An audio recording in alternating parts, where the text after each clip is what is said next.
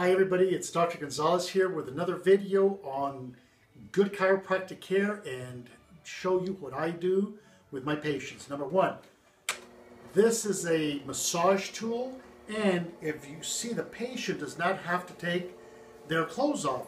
We can do a massage without having the patient take their clothes off. And this is a variable speed massager that's got slow and fast. And it's variable. I can go in the middle.